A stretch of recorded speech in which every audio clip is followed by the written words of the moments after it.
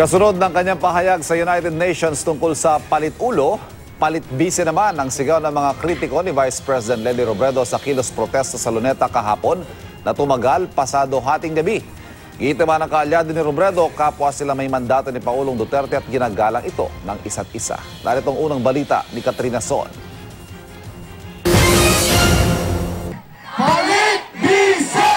Palit-bise! Palit-bise!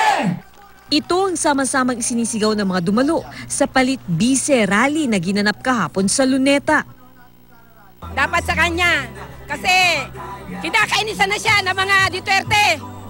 Gigil na kami sa kanya eh. Mga kwento niya, nagawa-gawa niya na magpalit. Olo, hindi totoo yan. Hindi totoo yan. Gawa-gawa niya lang yun. Wala rin daw pumilit sa kanila para magpunta rito. Gusto lamang daw nilang ipakita ang kanilang pagkakaisa sa kanilang hangarin na mapatalsik ang vice-presidente. Ako, kusang loob po kami pumunta rito. Dapat palitan na. Palitan ng vice-presidente. Ipinahiya raw kasi ni Robredo ang Pilipinas sa international community sa video message nito na ipinalabas sa United Nations tungkol sa mga kaso ng extrajudicial killing sa ilalim ng Administrasyong Duterte.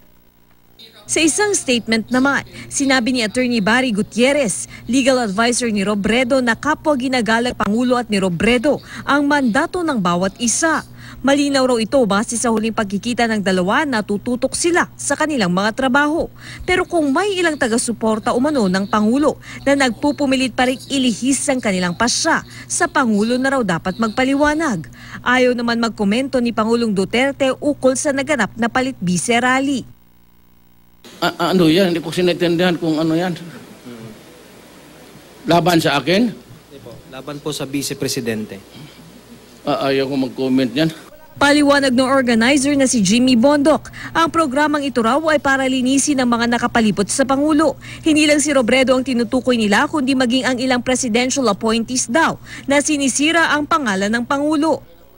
Ang amin kasi talaga is ang daming nag-shame sa presidente at sa Pilipinas. Sana makiisa ang vice at ang lahat ng appointees sa matataas na adhikain ng Pangulo. At kung hindi sila lahat makikiisa, umalis na lang sila. At sa gitna naman ng naganap na kantahan at sayawan sa palit-bise rally, may ipinaikot ring petisyon ng isang di pa nakikilalang grupo para umano sa isang revolutionary government. Mag-aalauna ng madaling araw nang matapos ang rally. Para sa unang balita, Katrina Son reporting.